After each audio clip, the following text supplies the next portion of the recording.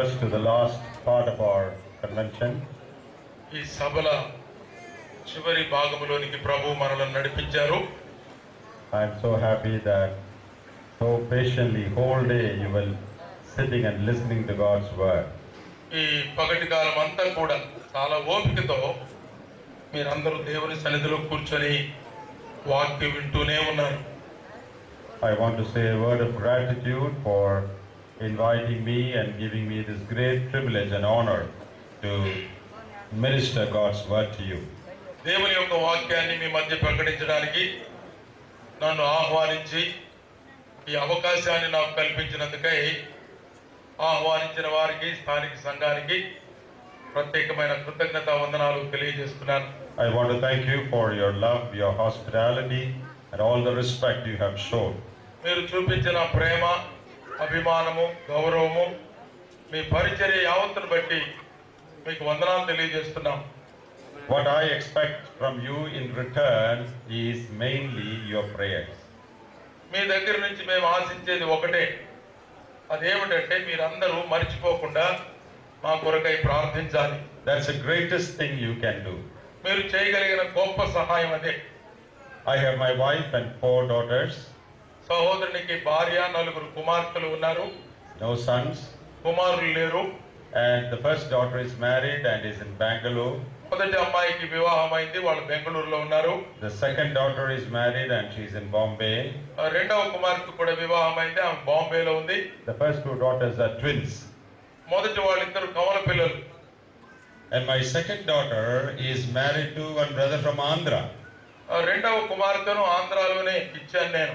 So my second son-in-law is an Andhra person. రెండవ అల్లుడు ఆంధ్రాకు సంబంధించిన అబ్బాయే. And my third daughter is also in Andhra. She is studying in Hyderabad. మూడవ కుమార్తె కూడా హైదరాబాద్లోనే చదువుతా ఉంది. And the youngest one is in class 9. She is back home with my wife. చిన్న అమ్మాయి 9వ తరగతి చదువుతుంది, కేరళలో ఇంటి దగ్గర నా భార్యతో ఉంది.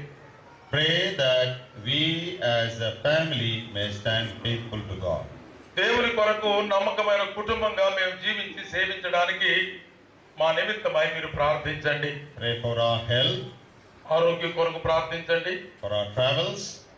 మా ప్రయాణాల నిమిత్తం ప్రార్థించండి. I do a lot of traveling, నేను ఎన్నో ప్రదేశాలు తిరుగుతూ ఉంటాను. so I need your prayers. మీ ప్రార్థన సహాయం ఎంత అవసరం.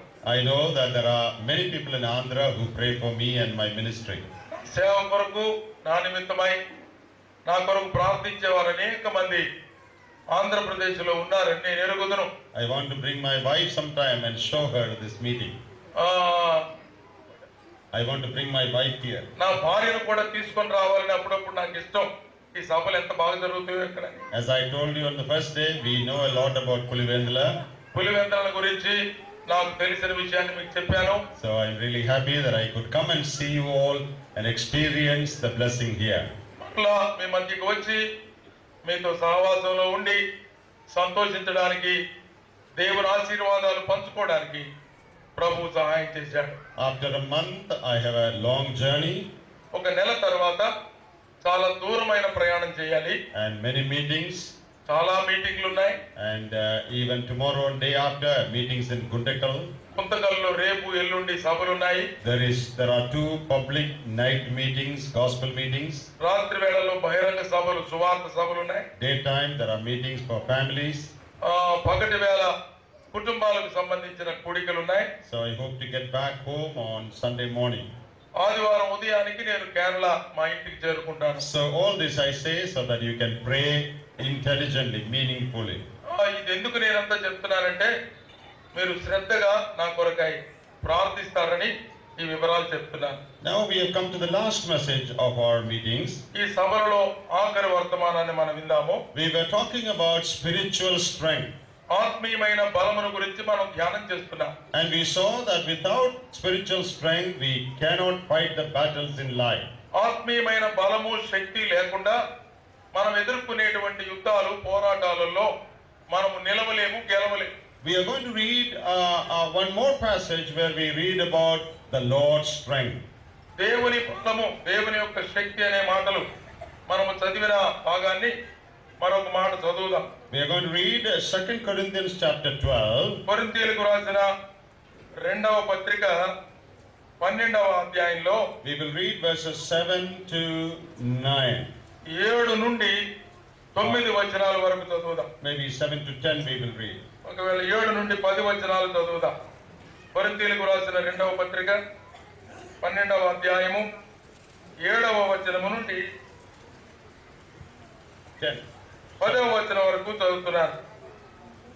నాకు కలిగిన ప్రత్యక్షతలు బహు విశేషముగా ఉన్నందున నేను అత్యధికముగా హెచ్చిపోకుండా నిమిత్తము నాకు శరీరములో ఒక ముళ్ళు, నేను అత్యధికముగా హెచ్చిపోకుండా నిమిత్తము నన్ను నలగగొట్టుటకు సాతాను యొక్క దూతగా ఉంచబడెను.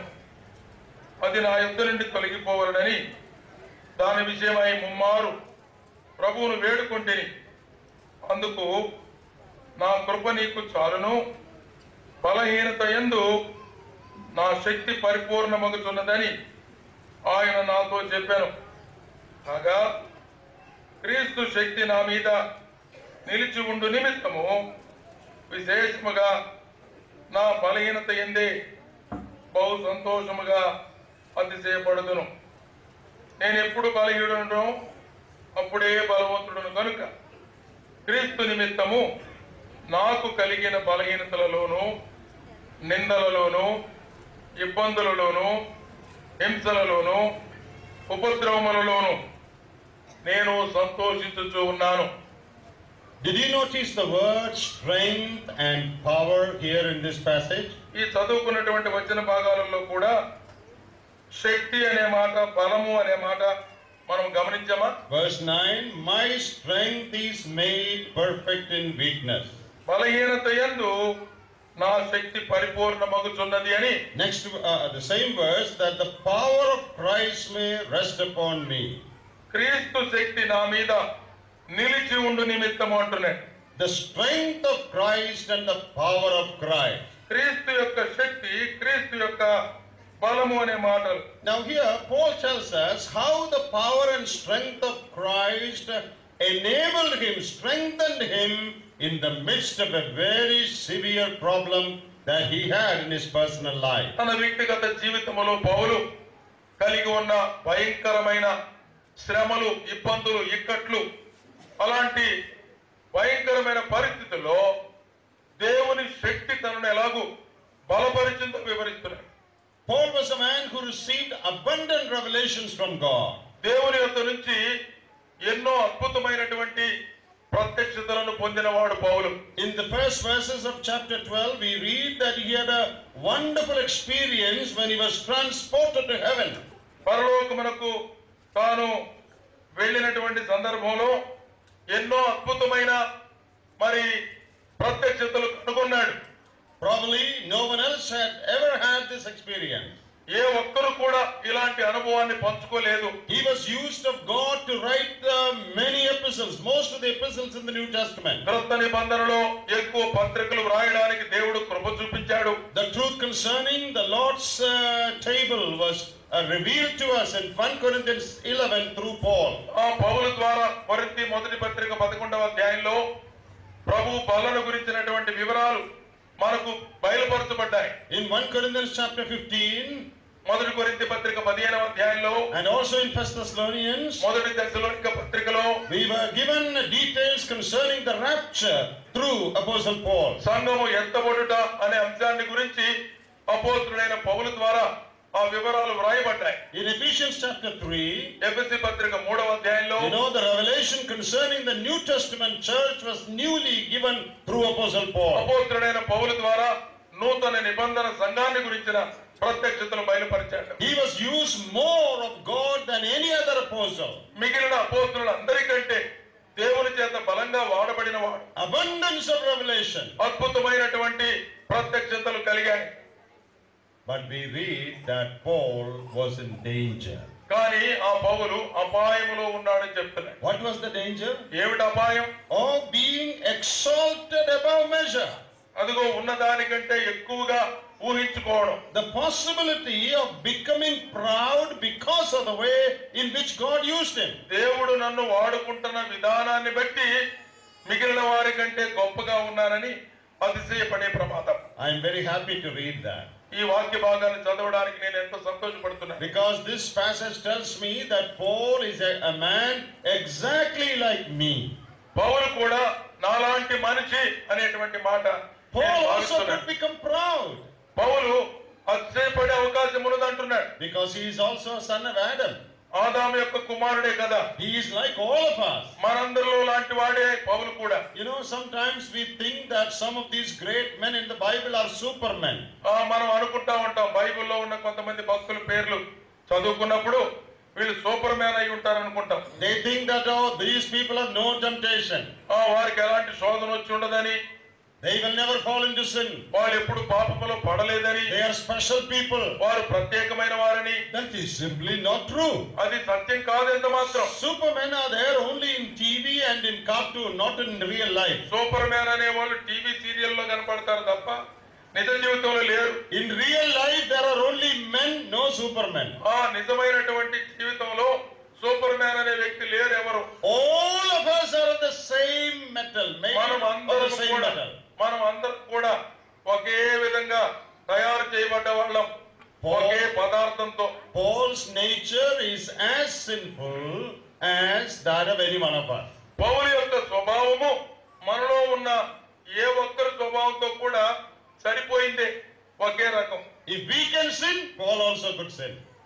మనం పాపం చేయడానికి అవకాశం ఉంటే పౌలు కూడా అలాంటి వాడే. There was only one person who lived on the face of this earth who could not sin, and that was our Lord Jesus Christ. ఈ భూతలం మీద నివసించిన మనుషుల్లో ఒకే ఒక్కడు పాపము లేకుండా, పాపము చేయకుండా ప్రభువైన యేసుక్రీస్తు వారు తప్ప మరి ఏ మనుషుడు లేడు. Paul was a man just like us. పౌలు కూడా మనలాంటి ఒక వ్యక్తే. Our gifts and abilities may be different. ఒకవేళ మనకున్న తలాంతులు, మనకున్న వరాలు, సామర్థ్యాలు వేరు వేరు కావచ్చు. But our nature basically is the same. స్వభావానికి మనమందరం ఒకటే. Abundance of revelations did not change Paul's flesh. పౌలు యొక్క శరీర స్వభావాన్ని తనకు కలిగిన ప్రత్యేకమైన ప్రత్యక్షతల వలన ఎలాంటి మార్పు లేదు. So Paul was in danger of being proud. అతిశయపడతానేమో, గర్వపడతానేమో అన్న భయం, ఆ ప్రమాదములో ఉన్నాడు. And so God gave him a thorn in the flesh. అందుకనే శరీరంలో తనకు ఒక ముళ్ళు పెట్టాడంట. It is called a messenger of Satan to buffet him. అదిగో సాతాను యొక్క దూతగా నన్ను నలగొట్టడానికి ఉంచాడంట. Now no one knows what exactly that is.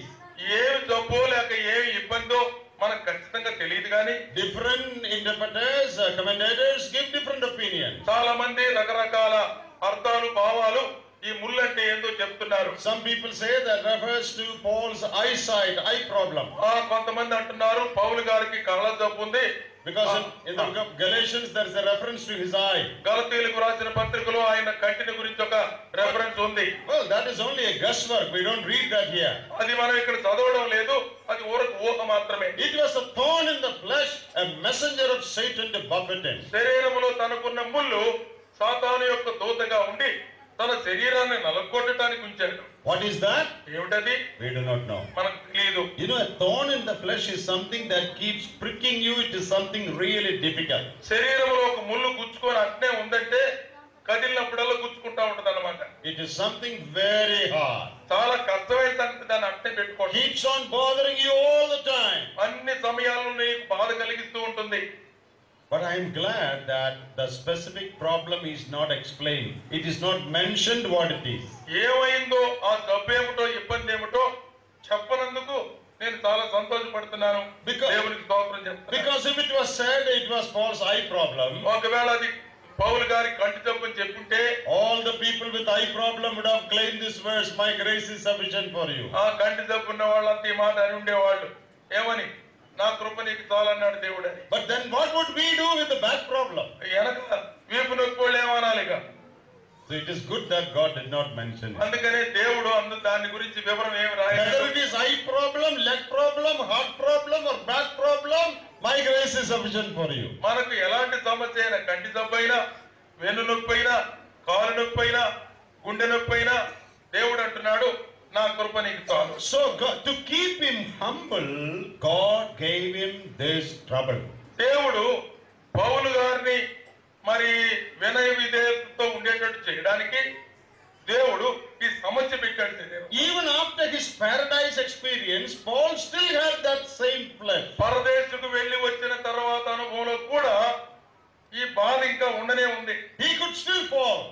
ఇంకా పౌలుగానే ఉన్నాడు. So God gave him something to keep him humble. ఆయనను మరి తగ్గించుకున్నవాడుగా ఉండడానికి దేవుడు ఒక ముళ్ళు పెట్టాడు. God gives us what we need, not what we want. మనం కావాలని కోరుకునేది కాదు దేవుడు మనకి ఇచ్చేది. God has మనకి ఏమి అవసరమో అది ఇస్తాడు. God has a reason to give us troubles. మనకు శ్రమలను, ఇబ్బందులను ఒక కారణంతో పెడతాడు దేవుడు. We don't want troubles, right? మనకు ఎవరికి ఇబ్బందులు ఇష్టం లేదు కదా. Is there anyone who wants to have trouble in life? జీవితంలో మాకు ఇబ్బందులు కావాలని కోరుకునే వాళ్ళు ఉన్నారా? Nobody wants. ఎవరు కోరరు. Suppose God asks us, can I give you cancer? What will you say? నీ క్యాన్సర్ ఇవ్వమంటావా అని దేవుడు నిన్ను అడిగితే ఏమంటావు? How many of you want cancer? Suppose God asks. కావాలంటారు నాకు క్యాన్సర్ కావాలి. He will all say, not me, sir, please. మనం అందరం చెప్తాం అయ్యా వద్దు, దండం పెడతాం అయ్యా. Not me. నాకు వద్దు. But God doesn't ask our permission. దేవుడు మన పర్మిషన్ అడగడు దానికోసం. God did not ask Paul, can I give you a thorn in the flesh? శరీరంలో నీకు ఒక ముళ్ళు పెట్టమంటావని పౌలుని అడిగాడు. God doesn't ask our permission. అడగలేదు పౌలు గారి యొక్క permission. If God asks our permission, nobody will allow. ఒకవేళ దేవుడు మన పర్మిషన్ అడిగితే ఎవరు ఇయ్యరు permission. Thank God he doesn't ask us. ఆయన మనల్ని అడగనే అడగడు. He gives us troubles that we need. మనకు అవసరమైన సమస్య తెచ్చి పెడతాడు ఆయన అంతే. We don't want it. మనకు అక్కర్లేదు కోపము. But God sees that we need it. కానీ దేవుని దృష్టిలో చూస్తున్నాడు అది మనకు అవసరమని. And what do? మనం ఏం చేస్తాం? We immediately start asking God, please take away my ప్రభువా ఇది తీసేయ్యా అని మనం పెట్టిన మొదటి రోజు నుంచే మొదలు పెడతాం. Please heal my difficulty. నా కష్టం నీకు తెలుసు కదా. Please take away my trouble. నా సమస్య తొలగించు ప్రభువా. Why have you allowed this? ఎందుకు ఇది అనుమతించావు? Sometimes God doesn't explain. కొన్నిసార్లు దాని గురించి వివరించడు దేవుడు. God doesn't tell us why he allows trouble. ఎందుకు అలాంటివి అనుమతించాడో కూడా చెప్పడు. We keep on asking God. మనమేమో దేవుని అడుగుతా ఉంటాం తొలగించమని. Sometimes even if God explains, we won't understand. ఒకవేళ దేవుడు దాని గురించి మనకి వివరించినా అది మనకు అర్థమయ్యేది కాదు. We are finite beings. Our understanding is limited. మనం ఎంతోళ్ళమండి, చాలా స్వల్పమైన వారం. దేవుని జ్ఞానాన్ని అర్థం చేసుకునేంత బుర్ర మన దగ్గర లేదు. We may be big enough to ask God questions. ప్రభువుని మనం ప్రశ్నలు అడగడానికి మొదలు పెడతాం. But we are not big enough to understand all the answers. మనం అడుగుతామే కానీ చిన్నవారంగా ఉన్నాం. ఆయన జవాబు చెప్తే మనకు అర్థం కాదు. Your little 5-year-old son will ask you. 5 ఏళ్ల కుర్రవాడు మీ పిల్లవాడు అడుగుతాడు నిన్ను ప్రశ్నలు. Hey, how does this airplane fly like this in the air? ఇది ఏరోప్లేన్ ఉంది, విమానం ఈ పైన ఎగురుతుంది నానా అంటాడు. He is big enough to ask that question. ప్రశ్న అడగడానికైతే తెలివి ఉంది కానీ. But suppose you try to explain to him aerodynamics, he will not understand. Aerodynamics అనే విజ్ఞానాన్ని గురించి నువ్వు చెప్పడం మొదలు పెడితే ఆ పిల్లడికి అర్థమైందా? He is big enough to ask questions. ప్రశ్నలు అడిగే అంత చిన్న స్థాయిలో మాత్రమే ఉన్నాడు. But he is not big enough to understand the answer. నీ జవాబును అర్థం చేసుకోగలిగిన స్థాయికి ఇంకా రాలా. That is so with us. అలాగే మనం కూడా. We are big enough to ask God questions. God, why did you do this? ఎందుకు ఇది చేశావు అని మనం ప్రశ్నలు అడగటమే. But if God explains to us, we will not understand. ఒకవేళ దేవుడు మనకు జవాబు చెప్పడం మొదలు పెడితే మనకు అర్థమే కాదు. So very often God does not explain why he allows difficulties in our life. అందుకనే దేవుడు మన జీవితాల్లోనికి శ్రమలను ఎందుకు అనుమతించాడో వివరించడు. But we need to believe that God has a reason in allowing troubles in our life. మన జీవితాల్లో వచ్చే సమస్యలకు దేవుడు ఏదో ఒక కారణం ఎరిగి కావాలనే ఆయన ఉంచాడు. We may not know that. మనకు తెలియకపోవచ్చు. But God never does anything without a purpose. ఒక ఉద్దేశం లేకుండా దేవుడు మన జీవితాలలో ఏది చెయ్యడు, అనుమతించడు. There was a missionary who was serving the Lord in some remote forest. ఒక దూరమైన కేకారణ్యంలో ఒక దేవుని సేవకుడు మిషనరీ గారు పనిచేస్తున్నారు. There is an area where cannibals live, people who eat the flesh of human beings. అక్కడ ఉన్నటువంటి ప్రజలు క్యానిబల్స్ అంటారు, నరమాంస భక్షకులు. So this missionary, he got tuberculosis. ఈ సేవకునికి మరి టీబీ జబ్బు వచ్చింది. And he became very thin. చాలా బలహీనమైపోయాడు ఈ సేవకుడు. Only bones, no flesh left. ఊరక ఎముకలే మిగిలిపోయినాయి, కళ్ళంతా కరిగిపోయింది. And he prayed several times that he may be healed. ప్రభువా నన్ను స్వస్థపరచని ఎన్నో సార్లు ఈ సేవకుడు ప్రార్థించాడు. But he was not healed. అయితే దేవుడు ఆయన స్వస్థపరచలేదు. One day as he was going on in his ministry, సేవా విషయంలో వెళ్తూ ప్రయాణంలో ఉండగా he fell into the hands of these cannibals. ఇదిగో ఈ మనుషులను తినే నరమాంస భక్షకుల చేతిలో పడ్డాడు. They were very happy that they got a good feast now. దొరికాడు, ఒకడు విందు చేసుకుందాం అనుకుంటున్నారు వాళ్ళు. And they bound him, కట్టేశారు, and they took him, ఇంటికి తీసుకుపోయారు. to cut him and boil him. అదిగో ఆయన్ని నరికేసి ఉడకబెట్టుకొని తినాలా. But according to their custom, they should first take this man to their elder of the village. వాళ్ళ యొక్క ఆచారం ప్రకారంగా వారి తాండాలో ఉండేటువంటి పెద్ద దగ్గరికి తీసుకెళ్ళాలి. First they would present him before the elder, then the elder will say, all right, kill him, then they will kill him. అక్కడ ఉన్నటువంటి ఆ పెద్ద దగ్గరికి తీసుకెళ్లి చూపిస్తే చంపండి అంటే చంపాలా. And they took him to the elder and presented before him. వాళ్ళ పాలెంలో ఉన్న పెద్ద దగ్గరికి తీసుకెళ్లారు. Then the elder looked at this man, ఈ మనిషి తట్టు చూశాడు ఆయన. and the elder said, ఆయన అన్నాడు, పెద్ద there is nothing to eat in this man, only bones, you release him. ఏం తింటారా, ఈడి కాడ కండే లేదు, వట్టి ఎముకలే అన్నాడు. వదిలిపెట్టండి. And that day for the first time the missionary said, Lord, thank you for giving me TB. మొట్టమొదటిసారిగా దేవుని సేవకుడు ప్రార్థించి దేవుని స్తుతించాడంట, ప్రభువా టీబీ జబ్బు పెట్టినందుకు నీకు వందనాలు అయ్యా. లేకపోతే నా కంట్లు ఉండేవి, తినేసేవాళ్ళు నన్ను. If I had no TB, TB గాని లేకపోతే I would have been boiling in their pot by now. వాళ్ళ కొండల్లో ఉడుకుతా ఉండేవాడిని నేను ఇప్పుడు. The Lord has a reason in all that he does. మనకు తెచ్చిపెట్టే శ్రమలలో దేవునికి ఒక ఉద్దేశం ఉంది. Sometimes we understand, కొన్నిసార్లు మనకు అర్థం అవుతుంది, sometimes we don't understand. కొన్నిసార్లు మనకు అర్థమే కాదు. But the Lord knows what he is doing and he never makes a mistake. మన జీవితాల్లో ప్రభువు చేస్తున్న ప్రతి పనికి ఒక ఉద్దేశం ఉంది, ఆయన ఎప్పుడు పొరపాటు చేసేవాడు కాదు. So in order to keep Paul humble, the Lord gave him this thorn in the flesh. అందుకనే పౌలు తగ్గించుకున్నవాడుగా ఉండడానికి దేవుడు పౌలు శరీరంలో ఒక ముళ్ళు ఉంచాడు. God is more interested in our character than in our comfort. మనకున్న సౌకర్యం కంటే కూడా మనము ఏ గుణగణాలు కలిగి ఉండాలో అనే అంశం పైన దేవునికి ఎక్కువ దృష్టి ఉంది. We are more interested in being comfortable than in having a good character. మనం ఎంత ఆలోచన చేస్తామంటే సౌకర్యంగా ఉండాలి, సౌఖ్యంగా ఉండాలి, మన గుణగణాలు ఎట్టుంటే ఏమి లేదు. God saw that physical well-being is not the most important thing. దేవుడు మన జీవితాల్లో చూస్తున్నాడు, బాహ్య సంబంధమైన సౌఖ్యాలు, సుఖాలు, ఆరోగ్యం కాదు ముఖ్యం. Christian character is far more important than physical well-being without character. క్రైస్తవ జీవితంలో ఉన్న ప్రాముఖ్యమైన సంగతి ఏమిటంటే మనం అనుసరించే ప్రవర్తన, మనం కలిగి ఉన్న గుణగణాలు బాహ్యమైన జీవితం కంటే కూడా ఇదే ముఖ్యం. God saw that pride is worse than the thorn in the flesh. అదిగో శరీరములో ఉన్నటువంటి ఆ ముళ్ళు కంటే కూడా అతిశయించడం అనేటువంటి పాపం గొప్పది కనుక ఈ ముళ్ళు ఉంటేనే మంచిది, అది లేకుండా ఉంటే. Pride is worse than cancer. Cancer కంటే గర్వం అనేది చెడ్డ రోగం. So God gave him that thorn in the flesh. అందుకనే మన శరీరాలలో ఒక ముళ్ళు పెడతాడు గర్వం లేకుండా ఉండడానికి. There is a very interesting thing here. ఇక్కడ మనం చాలా ఆసక్తికరమైన సంగతి చూస్తాం. You know, God is using Satan to teach Paul humility.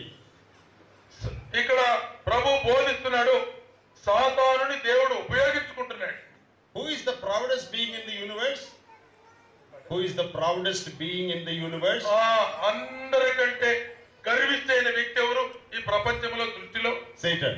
సాతానే. Lucifer's pride brought him down. All of you know that. మీ అందరికి తెలుసు, లూసిఫర్ అనే దూత గర్విష్ఠిగా ఉన్న కారణం చేత క్రిందకు పడదోయ పడ్డాడు. Satan is the proudest being in the universe. లోకములో లేక సృష్టిలో ఉన్నటువంటి వారందరిలో మిక్కిలి గర్విష్ఠి సాతానుడే. And God is using that proudest Satan to teach Paul humility. అదిగో ఆ గర్విష్ఠుడైనటువంటి సాతానునే దేవుడు ఉపయోగించి పౌలుకు వినయము, విధేయత Isn't it wonderful? అద్భుతం కాదా ఈ మాట? God is using proud Satan to teach Paul humility. కరువిచ్చైన సాతానుని వినియోగించి పౌలుకు వినయ విధేయతను నేర్పిస్తున్నాడు. And what did Paul do when it happened to him, when this came to him? తన జీవితంలో జరిగిన ఆ సంభవానికి పౌలు ఏం చేస్తున్నాడు? Verse 8 says he prayed thrice that it might depart from him. అది నా యొద్ద నుండి తొలగిపోగలనని దాని విషయమై ముమ్మారు ప్రార్థించిందినని 8వ వచనంలో అంటాడు. Lord, take away this trouble. ప్రభువా ఈ ముళ్ళు తీసేయ్. 3 times he prayed. 3 సార్లు ప్రార్థించాడట. But what was the answer? జవాబు ఏమొచ్చింది? No was the answer. లేదు, అక్కర్లేదు, చెయ్యను అన్నాడు. I am not going to take the trouble. నేను నీకున్న ఆ ముళ్ళు తీసివేయడం లేదు అన్నాడు. If I take away the trouble, you will be in more trouble. ఒకవేళ ఈ సమస్య తీసేస్తే నువ్వు ఇంకా డేంజర్ లో పడతావు. Pride is worse than this. ఈ ముళ్ళు కంటే గర్వమే, అతిశయమే గొప్ప ప్రమాదం. And when Paul prayed, God said no. ముమ్మారు ప్రార్థన చేసిన పౌలు దేవుడు అన్నాడు వద్దులే అన్నాడు. God has the right to say no even to our most sincere prayers. మనము ఎంత శ్రద్ధతో ఆసక్తితో ప్రార్థన చేసినా మనం చేసిన ప్రార్థనకు నో అని వద్దని చెప్పే అధికారం దేవునికి ఉంది. But he says that with a purpose. అయితే ఆయన వద్దని ఎందుకు చెప్తాడు అంటే ఒక ప్రత్యేకమైన ఉద్దేశం ఉంది. If he ever says no to us, మనకు గాని వద్దులే అని చెప్పకపోతే the good thing is that he will not put a full stop after no. He will not say a full stop after saying no. No అని చెప్పిన తర్వాత ఆయనకు full stop చెప్పే అవకాశం లేదు. He will say no, but I will give you my grace. No అని చెప్పిన తర్వాత ఫుల్ స్టాప్ పెట్టడంలా కానీ నా కృప నీకు ఇస్తున్నాను అంటున్నాడు.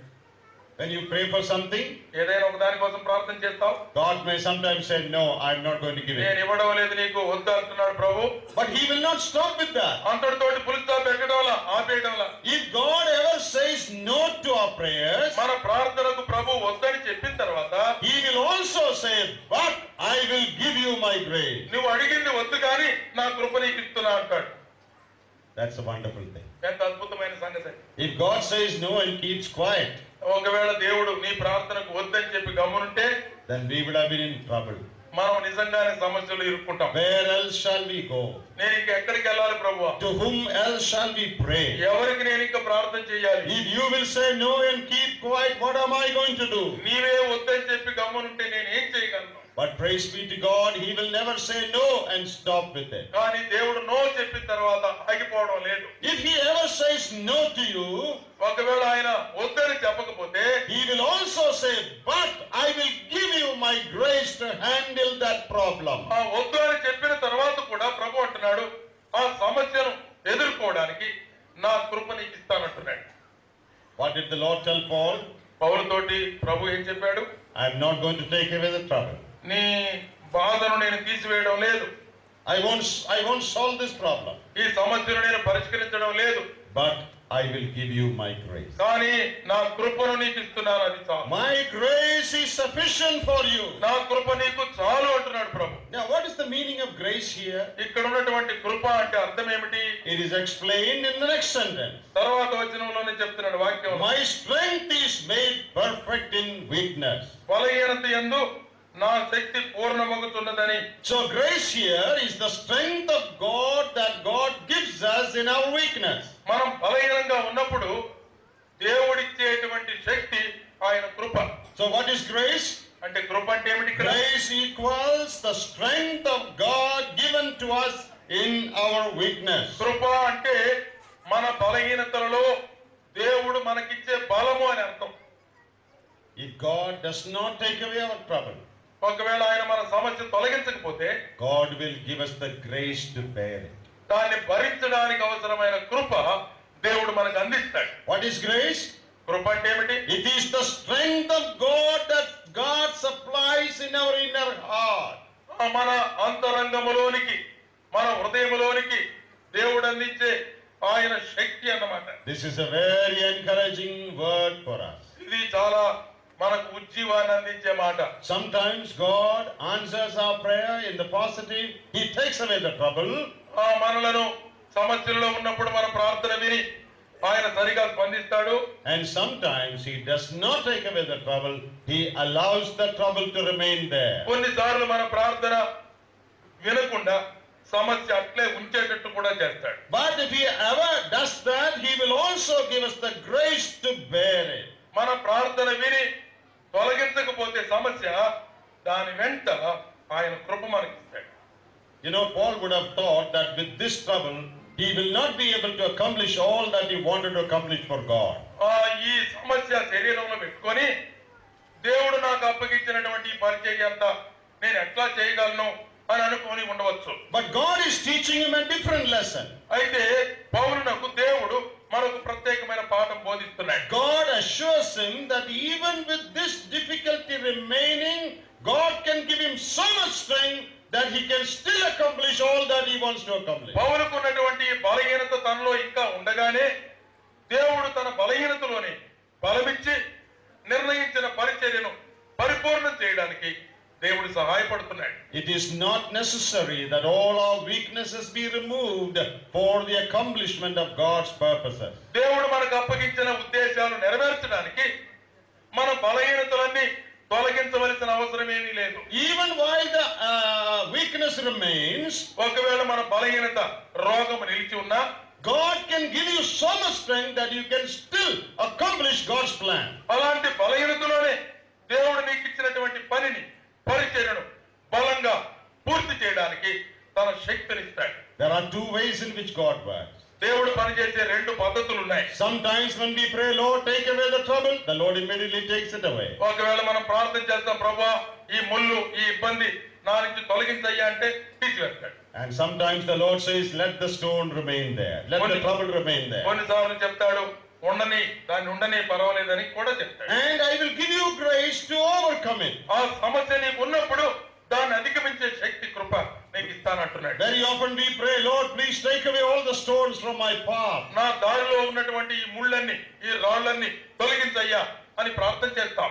And sometimes the Lord takes away the stone. కొన్నిసార్లు ఆ రాయి అడ్డాన్ని తీసేస్తాడు. Sometimes the Lord does not take away the stone. కొన్నిసార్లు ఆ రాళ్ళు అట్నే ఉంచుతాడు. But the Lord will keep our foot from dashing against the stone. అదిగో ఆ ఎదురుగా ఉన్నటువంటి అడ్డంకుకు మనం తగలడం ద్వారా గొప్ప ఫలితాన్ని ఇస్తాడు. Let the stones be there.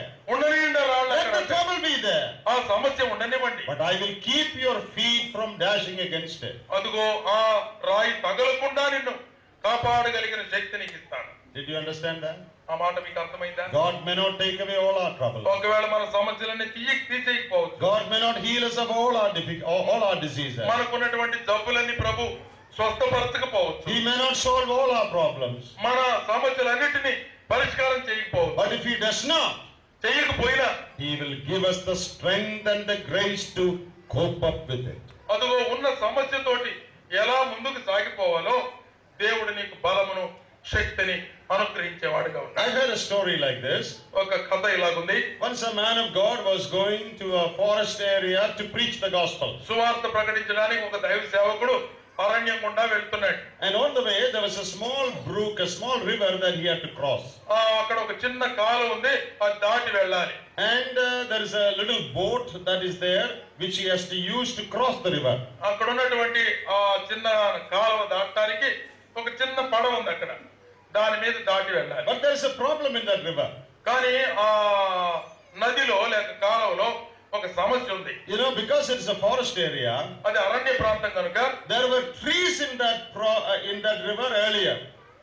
There were trees in the river. Yeah. అంతకు ముందు కాలంలో ఆ నదిలో లేక కాలువలో చెట్లు ఉన్నాయి. Now the trees are not there. ఇప్పుడు చెట్లు లేవు. But the tree stumps are protruding out of water. కానీ అక్కడ ఉన్న మొదళ్ళు ఉన్నాయే, నరికి వేసిన మొదళ్ళు నీళ్ళలో అట్ట బయటికి కనబడతా ఉన్నాయి. So throughout the river there are tree stumps protruding out above the water. నీళ్ళ కంటే కొద్దిగా పైగా ఎత్తుగా ఈ నదిలో ఆ కొట్టి వేయబడిన చెట్ల యొక్క మొదళ్ళు పొడుచుకొని వచ్చున్నాయి. So there is a boat there, little boat. పడవ ఉంది, చిన్న పడవ ఉంది. But he cannot cross. ఇప్పుడు దాటడానికి వీలుగా లేదు అక్కడ. Because all tree stumps ఆ నేలల్లో అన్ని ఆ చెట్ల మొదళ్ళు పైకి పొడుచుకొని వచ్చున్నాయి. Then he thought how to cross now. ఎట్టబ్బా దాటేదని ఆలోచిస్తున్నాడు. He closed his eyes. కళ్ళు మూసుకున్నాడు. And he prayed. ప్రార్థన చేస్తున్నాడు. Oh God, please take away all the tree stumps from the river. Please pluck them out. ప్రభువా, ఈ నదిలో ఉన్నటువంటి ఈ చెట్ల మొదళ్ళన్నిటిని తీసేయ్యా అన్నాడు. When he opened his eyes, కళ్ళు తెరిచి చూశాడు. all the tree stumps were gone. అక్కడ ఉన్నటువంటి చెట్ల మొదళ్ళు ఒక్కటి కూడా లేవు. Only water. నీళ్లే ఉన్నాయి. He was very happy. చాలా సంతోషపడ్డాడు. How God miraculously plucked all the tree stumps from the water. ఎంత అద్భుతంగా దేవుడు ఈ నేలల్లో ఉన్నటువంటి మొదళ్ళన్ని చెట్ల మొదళ్ళన్ని తీసేసాడు అనుకుంటున్నాడు. He crossed smoothly. చాలా నెమ్మదిగా అక్కడ ప్రయాణం చేసి దాటాడు. Got to the other shore. అవతల ఒడ్డుకు చేరుకున్నాడు. He tied his boat. ఆ పడవను ఒక తాడుతో కట్టేశాడు. And looked back. వెనక్కి తిరిగి చూశాడు. All the tree stumps are there. మళ్ళీ ఎప్పుట్లాగానే ఉన్నాయి అన్ని ఆడ. They are all there. ఆ చెట్ల మొదళ్ళని మళ్ళీ కనపడుతున్నాయి. Then he thought, what happened? ఏం జరిగిందబ్బా? Then he understood. తనకు అర్థమైంది. Do you know what God did? దేవుడు ఏం చేశాడు తెలుసా? God did not remove the tree stumps. అక్కడ ఉన్నటువంటి చెట్ల మొదళ్ళని దేవుడు తీసేయలేదు, ఏం లేదు. God increased the water level. నీళ్ళ ఎత్తును పెంచేశాడు దేవుడు అంతే. And the water came above the tree stumps. అదిగో అక్కడ ఉన్నటువంటి చెట్ల మొదళ్ళ కంటే ఎత్తులు నీళ్లు వచ్చినాయి. And the boat sailed. అందుకని పడవ స్మూత్ గా నడిచింది. Then the water level came down. మళ్ళీ నీళ్లు తగ్గిపోయినాయి. మళ్ళీ చెట్లు కనపడుతున్నాయి. Our prayer is, Lord, take away all the tree stumps. మనం ఏం ప్రార్థన చేశాం? ఆ భక్తుడు ఏం ప్రార్థన చేశాడు? నదిలో ఉన్న చెట్ల మొదళ్ళన్నీ తీసేయి అన్నాడు. That is what we also pray. మనం కూడా అలాగే ప్రార్థన చేస్తాం. Lord, take away all the trees. అన్ని తీసే ప్రభు, ఆటంకాలన్నీ. The Lord says, ప్రభు అంటాడు, let the trees be there. ఉన్ననే వాటినాడా, I will raise the water level. నేను నీళ్లు పైకెత్తుతా కదా, You can cross smoothly. నువ్వు ఇంకా జాగ్రత్తగా దాటిపోవచ్చు. Let the stones be there on the way. రాళ్ళు ఉండని అడ్డం. But I will see that your foot does not dash against నీ it. కాలుకి ఆ రాయి తగలకుండా కాపాడుతా కదా. That is how God works. మన దేవుడు పనిచేసే విధానం అది. It is the strength of God that keeps us going in the midst of problems. మనకున్నటువంటి సమస్యలలో గుండా మనలను నడిపించడానికి దేవుని శక్తి మనకు అవసరం. God does not remove the problems always. సమస్యలను ఆయన తొలగించేవాడు కలిగాడు. But He gives us the grace to face them. దాన్ని ఎదుర్కోవడానికి అవసరమైన కృప మనకు అందిస్తున్నాడు. What is that grace? ఏమిటా కృప? That is the strength of God given to us in our weakness. మన బలహీనతల్లో దేవుడు మనకు శక్తివంతులుగా చేసే కృప. You know, sometimes the Lord calms the storm. కొన్ని సందర్భాల్లో మనం చదువుతాం వాక్యంలో తుఫానును నిమ్మలపరిచిన సందర్భం. But sometimes కొన్నిసార్లు He allows the storm to rage and calms His children. ఆయన తుఫాను పెద్దదయ్యేటట్టు చేసి తన పిల్లలు మౌనంగా ఉండేటట్టు చేస్తాడు. Did you understand that? అర్థమైందా ఈ మాట? Sometimes He says, let the storms be gone. తుఫానులారా ఆగిపోండి అని చెప్పగలడు. Sometimes He allows the storm to rage. కొన్నిసార్లు తుఫాను రేగేటట్టు చేస్తాడు. But He calms the hearts of His children. తన పిల్లల యొక్క హృదయాలు నిమ్మలంగా ఉండేటట్టు చేస్తాడు. We can never say how would God work. దేవుడు ఎట్లా పనిచేస్తాడో మనకు తెలియదు. Sometimes He will take away the storm. కొన్నిసార్లు ఏమో తుఫాను లేకుండా, రాళ్ళు లేకుండా, ఆటంకాలు లేకుండా చేస్తాడు. Sometimes He allows the storm to rage. అదిగో కొన్నిసార్లు తుఫాను రేగేటట్టు అనుమతిస్తాడు. But He allows His children to be quiet at heart. కానీ తన పిల్లలను మాత్రం హృదయములో నెమ్మదిగా ఉండేటట్టు చేస్తాడు.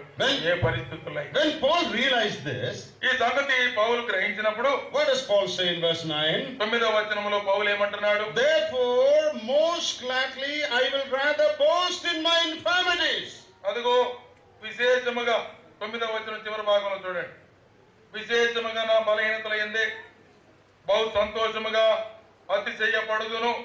That the power of Christ may rest upon me. కాగా క్రీస్తు శక్తి నా మీద నిలిచి ఉండే నిమిత్తం I can experience the power of Christ. క్రీస్తు శక్తిని నేను అనుభవించాలి. Therefore I will gladly rejoice in my weakness. నా బలహీనతల్లోనే నేను బహుగా సంతోషపడతాను. Is Paul disappointed or Paul is happy here? ఇక్కడ పౌలు నిరుత్సాహపడుతున్నాడా, సంతోషంగా ఉన్నాడా? Paul is very happy. చాలా సంతోషంగా ఉన్నాడు, బహు సంతోషంగా ఉన్నాడు. Why is he happy? ఎందుకు సంతోషం? Is his problem gone? తన సమస్య పోయిందనే? The thorn in the flesh is taken away? తన శరీరములో ఉన్న ముళ్ళు తొలగించబడిందా? No, it is still there. ఉంది అక్కడే. Then why are you so happy? ఎందుకు మరి సంతోషంగా ఉన్నాడు? Because I can experience the strength and power of God to face that situation. అటువంటి పరిస్థితిని, ఆ శ్రమను, ఇబ్బందిని దేవుని బలము చేత, శక్తి చేత అధిగమించే స్థితి ఇచ్చాడు. Paul says in verse 10, I take pleasure in infirmities. అదిగో 10వ వచనములో చెప్తున్నాడు, నా బలహీనతలలో, నిందలలో, ఇబ్బందులలో నేను సంతోషిస్తున్నాను. I am jumping for joy. ఆనందముతో గంతులు వేస్తున్నాను. I am experiencing heaven. పరలోక అనుభవాన్ని పొందుతున్నాను. I am very happy. నేను చాలా సంతోషంగా ఉన్నాను. You know, earlier in this chapter, అధ్యాయములో ముందు భాగంలో Paul had gone to heaven. పరదేశుకు వెళ్ళినట్టుగా మనం చదువుతాం. Paul was taken up to heaven. పరలోకానికి, 3వ ఆకాశానికి కొనుక్కోబడిన వ్యక్తిగా. But here, ఇక్కడైతే heaven comes down to him. పరలోకమే దిగొస్తుంది ఇక్కడికి. Earlier, Paul went to heaven. ముందున్నటువంటి భాగంలో పౌలు పరలోకానికి వెళ్ళినట్టుంది. Now, heaven comes down to Paul's heart. ఇప్పుడు పరలోకమే దిగి వచ్చి పౌలు హృదయంలో ఉంది. He rejoices. ఆనందిస్తున్నాడు. The problem is still there.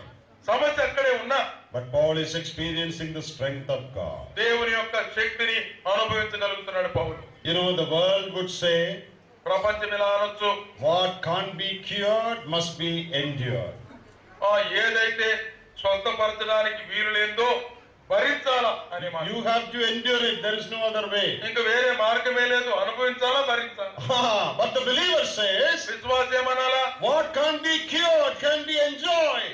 విశ్వాసం చెప్పాల్సిన మాట లోకంలో అట్ట అంటారు కానీ విశ్వాసం ఏమనాలా? తగ్గని తప్పు ఏదైనా ఉంటే అందులో ఆనందించాలా. That is what Paul is saying. పౌలు అంటున్న మాట అదే. Our troubles may not be cured, మనకున్నటువంటి సమస్యలు స్వస్థపడవు, తొలగిపోవు కానీ, but they can become a source of blessing to us.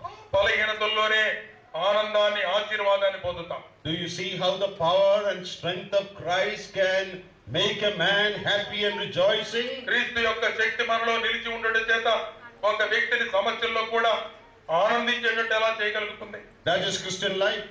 అదే విశ్వాస జీవితం అంటే. You know, in 2 Corinthians chapter 6, కొరింథీయులకు రాసిన పత్రిక 2వ పత్రిక 6వ అధ్యాయంలో and verse 10, 10వ వచనంలో Paul says, as sorrowful yet always rejoicing. దుఃఖపడినను వారమైనట్లు ఉండినను ఎల్లప్పుడూ సంతోషించువారము. There are sorrows, but in the midst of it we are rejoicing. ఎటువంటి దుఃఖమైన పరిస్థితుల్లో కూడా మేము ఎల్లప్పుడూ సంతోషపడుతూనే ఉన్నాం. In chapter 7 verse 4, 7వ అధ్యాయము 4వ వచనం, last part of that verse, చివరి భాగం చూడండి. I am filled with comfort, I am exceedingly joyful in all our tribulation. ఆదరణతో నిండుకొని ఉన్నాను, మా శ్రమ అంతటికి మించిన అత్యధికమైన ఆనందముతో ఉప్పొంగుతున్నాను. In the midst of tribulation, exceedingly joyful. మా శ్రమ ఎంత ఎక్కువైనా దానికంటే మించిన అత్యధికమైన ఆనందముతో ఉప్పొంగుతున్నాను. Christian life is not a trouble-free life.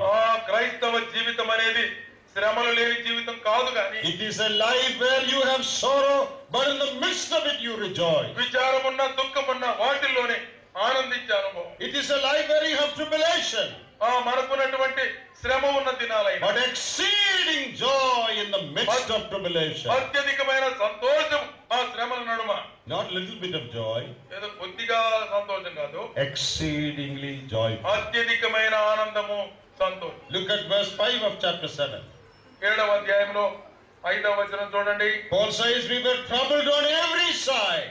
అన్ని వెలుపట పోరాటములు, లోపట భయములు, ఎటుపోయిన శ్రమే. Inside and outside we had trouble. వెలుపల లోపల భయాలు, పోరాటాలే. But verse 6, 6వ వచనం, but we have a God who comforts the cast down, those who are cast down. దీనులను ఆదరించే దేవుడు ఉన్నాడు అంటున్నాడు. Oh, what is the name of our God? దేవుడు, మన దేవుని పేరేం పేరు? And a God who comforts those who are cast down. దీనులను ఆదరించే దేవుడు ఆయన. What a wonderful God we have. ఎంత అద్భుతమైన దేవుణ్ణి మనం కలిగి ఉన్నాం. He is not only a great and mighty God. ఆయన బలవంతుడైన, శక్తివంతుడైన దేవుడు మాత్రమే కాదు, He is a God who comforts those who are cast down. దీనులను ఆదరించే దేవుడు ఆయన. My dear brothers and sisters, ప్రియమైన సోదరి సోదరులారా, are you cast down for some reason? కొన్ని కారణాలను బట్టి నువ్వు దీనుడిగా మారిపోయావా? Because of sickness? నీ అనారోగ్యాన్ని బట్టి, Because of some other problem? నీకున్న వేరే సమస్యలను బట్టి, Unanswered prayer? అదిగో మనకు జవాబు రాని ప్రార్థనల వల్ల Are you cast down? నీవు దీనత్వానికి దిగజారేవా? God says, భయపడవద్దు, I am a God who comforts those who are దీనులను cast down. ఆదరించే దేవుడని నేను అంటున్నాను. What a wonderful God we ఎంత have. అద్భుతమైన దేవుడు మనకున్నాడు. When you come to chapter 8 of the same book, అదే 2వ కొరింథీ పత్రిక 8వ అధ్యాయంలో, you know, there the believers in Macedonia experienced this great grace and strength of God. దేవుని యొక్క అత్యధికమైన కృపను మాసిదోనియా సంఘస్థులు అనుభవిస్తున్నారు. In verse 2 we read, 2వ వచనములో మనం చదువుతాం, in a great trial of affliction, బహు శ్రమల వలన పరీక్షించబడగా they had abundance of joy. అత్యధికముగా సంతోషించిరి. And in the midst of deep poverty, వారు నిరుపేదలైనా they manifested riches of liberality. వారు దాతృత్వంలో బహుగా విస్తరించారు. Look at the Macedonian believers. Macedonia సంఘస్థులను చూడండి. What is their condition? ఏమిటి వారి స్థితి? Deep trial of affliction, great trial of affliction, బహు శ్రమలు వారికి ఉన్నాయి పరీక్షలుగా. and deep poverty. Deep poverty. నిరుపేదలైనటువంటి స్థితిలో వారు ఉన్నారు. In the midst of it, దాని మధ్యలో what do they have? వారు ఏం కలిగి ఉన్నారు? Abundance of joy అత్యధికమైన సంతోషంతో పాటు and riches of liberality. దాతృత్వంగా ఇచ్చేటువంటి విధానం. Here is a Christian equation. You know, you have equations in mathematics. ఆ లెక్కల్లో ఈక్వేషన్స్ అని ఉంటాయి, సూత్రాలు చెప్తా ఉంటారు. Here is a Christian equation. ఇక్కడ క్రైస్తవ ఈక్వేషన్ కనబడుతుంది. Great trial of affliction బహు శ్రమలు మనకుంటే plus deep poverty నిరుపేదరికము అనేటువంటిది కూడుకుంటే is equal to దానికి ఈజ్ ఈక్వల్ టు గా abundance of joy అత్యధికమైన సంతోషము plus riches of liberality. దాతృత్వం కలిగి ఇచ్చే విధానం. Did you understand that? అర్థమైందా ఇది? That is what happens when you receive the grace of God. దేవుని యొక్క కృపను మనం పొందుకుంటే కలిగే ఫలితం అది. Is your poverty gone? నీ పేదరికం పోయిందా? No. పోక్కర్లేదు. Are all your trials over? నీ శ్రమలంతా ముగిసినాయా? No. లేవు. But in the midst of it, వాటి మధ్యనే you are very happy. నీవు సంతోషంగా ఉండాలి. You are showing riches of liberality. అదిగో నువ్వు దాతృత్వం కలిగి ఇచ్చే బిడ్డగా ఉండాలి. Do you know why? ఎందుచేత? In verse 5 we read, 5వ వచనములో మనం చదువుతాం, these believers had given themselves to the Lord first. వారు తమ్మును తామే ప్రభువునకు అప్పగించుకున్నారు. First they gave themselves to the Lord. తమ్మును తాము దేవునికి అర్పించుకున్నారు. Then they gave what they had to ఆ the Lord. తర్వాత వారికి ఉన్నదాన్ని అర్పించుకున్నారు. Dear brothers and sisters, ప్రియమైన సోదరి సోదరులారా, if you give yourself totally to the Lord first, ప్రభువునకు నిన్ను నీవు పూర్తిగా సమర్పించుకుంటే then God will give you grace. దేవుడు నీకు తన కృపను అందిస్తాడు. You know, in African churches they have no money to put in many churches. Africa దేశంలో ఉన్నటువంటి చాలా సంఘాలలో చందా వేయడానికి వాళ్ళ దగ్గర డబ్బులే ఉండవు. So they pass around a big basket. అందుకనే వారు ఒక పెద్ద బుట్ట పంపిస్తారు, పెట్టి కాదు, They keep the produce of their land, papaya, pineapple and banana in that. పొలములో పండించేటువంటి వాళ్ళకు దొరికే బొప్పాయి కాయ గాని, అరటి పండ్లు గాని, మామిడికాయలు గాని, So that is their Sunday offering. వాళ్ళు ఆదివారం వేసి చందా అన్నమాట. One day an offering was being taken in a church. ఒక రోజు అట్లా మందిరంలో చందా పడుతున్నారు. There was a very poor farmer there who got nothing that year. ఆ సంవత్సరం ఆయనకి ఏం పంట పండలేదంటే చాలా పేద రైతు. Everybody was putting their things into it. పుట్లో అందరూ ఏదో ఒకటి వేస్తానే ఉన్నారు. But when the basket came to this man, అదిగో ఆ బుట్ట ఈ పేద రైతు దగ్గరికి వచ్చేసరికి he did not have anything to give. ఏమీ లేదు అందులో వేయడానికి. Do you know what he did? ఏం చేశాడు తెలుసా? He got into the basket and ఆ said, బుట్టలో కూర్చున్నాడంట పోయి, Lord, I am giving myself to you. ప్రభువా నా దగ్గర ఏమీ లేవు, నన్ను నేను నీకు అర్పించుకుంటున్నా. I have nothing to give. నీకు ఇవ్వడానికి నా దగ్గర ఏముంది నాయన? I myself become an offering. నన్ను నేనే నీకు అర్పణగా అర్పించుకుంటాను. That is what the believers in Macedonia did. Macedonia సంఘములో ఉన్న విశ్వాసులు తమను తాము ప్రభువుకు అప్పగించుకున్నారు. And as a result, దాని ఫలితంగా the Lord gave them grace. దేవుడు వారికి కృపను అనుగ్రహించాడు. In the midst of trial, శ్రమలలో they received strength. ఆ శక్తిని పొందుకున్నారు. In the midst of poverty, వారికి ఉన్న నిరుపేదరికంలో they could be generous. వారు చాలా దాతృత్వం కలిగి ఇచ్చారు. What a a wonderful thing that is. ఎంత అద్భుతమైన సంగతి అండి. When you receive the strength of God, దేవుని కృపను, ఆయన బలాన్ని, శక్తిని పొందితే, the thorn may remain in your flesh, ఒకవేళ నీ శరీరములో ముళ్ళు అట్టాగే ఉండిన, but you will not be discouraged. ఎంత మాత్రము నిరుత్సాహపడాల్సిన అవసరం లేదు. You will still rejoice as Paul did. నీవు ఇంకా పౌలు వలె అత్యధికమైన ఆనందాన్ని, సంతోషాన్ని పొందగలవు. I want to close my words here. ఈ మాటలతో నేను ముగించబోతున్నాను. Receive this strength every day in your life. ప్రతి దినము నీ జీవితంలో అవసరమైన ఈ శక్తిని పొందాలి. When you receive this grace in your life, నీ దేవుని యొక్క కృపను నీవు పొందుకుంటే నీ you జీవితం. know, we already saw that grace means the strength of God. కృప అంటేనే దేవుని శక్తిని మనం ఇప్పుడే గమనించాం. There is another grace in Ephesians chapter 2. ఎఫెసీ పత్రిక 2వ అధ్యాయంలో మరొక కృప ఉంది. That is saving grace. అది రక్షించే కృప. That's unmerited favor God bestows upon sinners. ఆ పాపులైనటువంటి వారి మీద దేవుడు చూపించిన అత్యధికమైన కృప అది. But here it is sustaining grace. ఇది మనలను నిలిపే, కాపాడే కృప. God gives that grace. ఆ కృపను దేవుడు మనకు అందిస్తున్నాడు. That is the strength and power of God దేవుని యొక్క శక్తి, బలమది, to help us cope up with the problems of life. సమస్యలు ఉన్నా కూడా దానిలో విజయం పొందడానికి.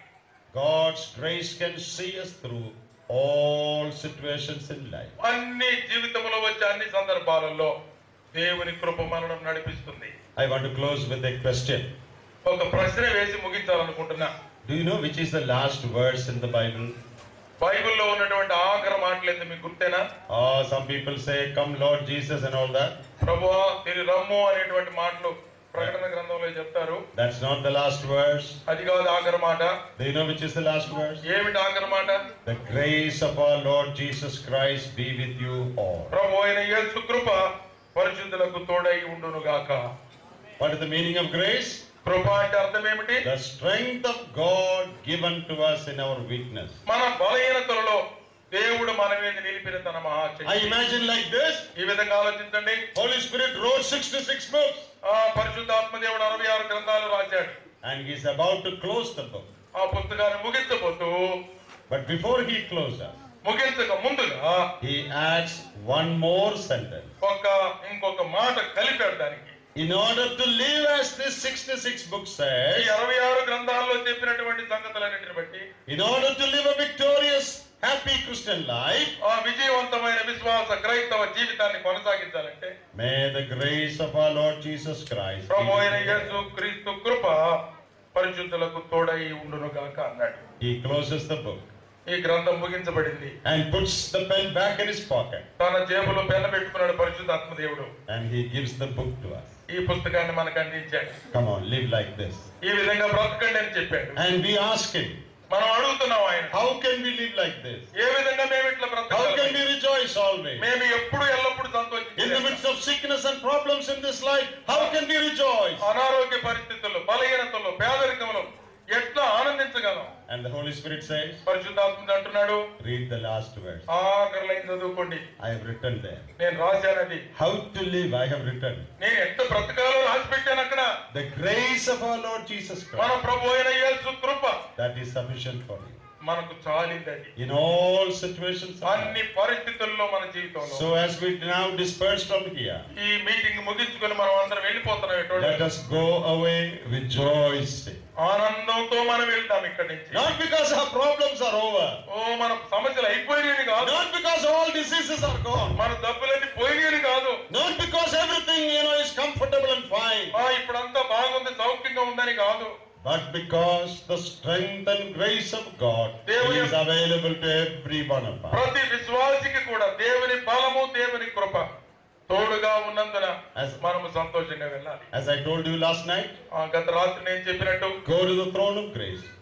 దేవుని యొక్క కృపాసనం యొద్దకు ధైర్యంగా వెళ్ళాలి. Ask for his grace. ఆయన కృపను అడుగుదాం. Lord, give me strength. ప్రభువా నాకు బలమి అయ్యా. Help me to face the battles of life. నేను జీవితంలో ఉన్న ఈ పోరాటాలు, యుద్ధాలు ఎదుర్కోవడానికి God will give you the grace. దేవుడు ఖచ్చితంగా తన కృప You will ఇస్తాడు. receive that strength. నీవు ఆ బలాన్ని పొందుకున్నప్పుడు And you will go away happily the rest of your life. నీ మిగిలిన జీవితం అంతా కూడా సంతోషంగా కొనసాగించగలం. May the grace of our Lord Jesus Christ be with us all. ప్రభు అయిన యేసు క్రీస్తు కృప మనందరికీ తోడుగా ఉండును గాక. Amen. Amen. Shall we pray? ప్రార్థన చేసుకుందాం.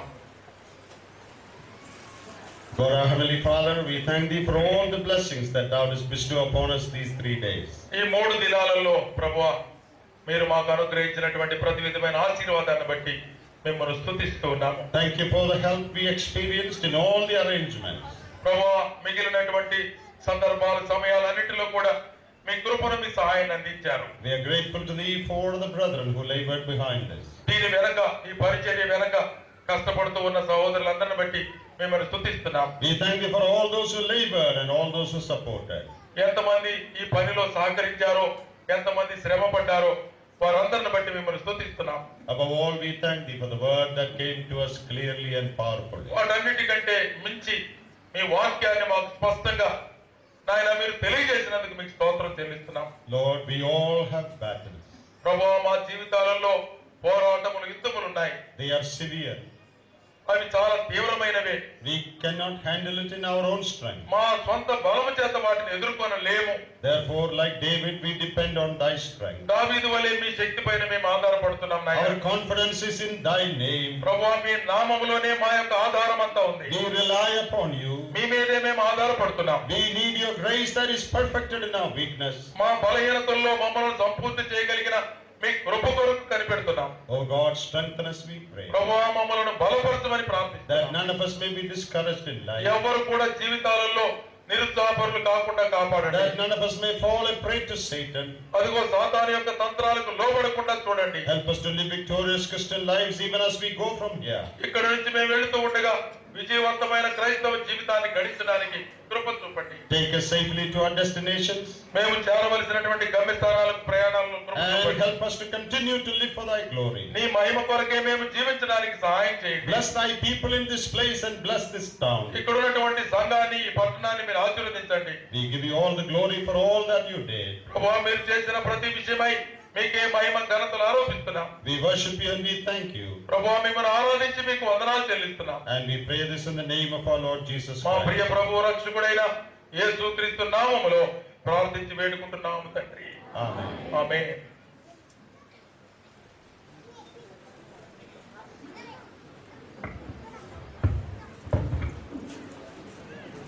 అందరికీ మా ప్రేమ వందనాలు.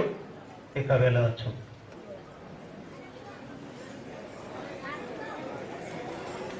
ఈ లోపుగా టీ తీసుకొని వెళ్ళబోయేవారు టీ కూడా తీసుకొని వెళ్ళాలని మనవి చేస్తున్నాము. ముందుగా చెప్పినట్టు ఎవరెక్కడికి వెళ్ళాలో నేరుగా మీ స్వస్థలాలకు చేరవలసిన వారు ఆర్టీసీ స్టాండ్ వరకు వ్యాను, ఆటోలు ఉన్నాయి. నేరుగా మీరు బస్టాండ్కి వెళ్ళి వెళ్ళవచ్చు. ఇడుపులపైకి వెళ్ళేవారి కొరకు మినీ బస్సులు అక్కడ ఉన్నాయి, మీరు వెళ్ళవచ్చు. కడపకు వెళ్ళి రాత్రి ప్రయాణం చేయవలసిన వారు ఇడుపులపై తిరుగు ప్రయాణంలో వేంపల్లిలో దిగండి. మీకు అక్కడ బస్సులు దొరుకుతాయి. కడపకు నేరుగా కడపకు వెళ్ళి ఎటువైనా వెళ్ళవచ్చు. అందరికీ వందనాలు.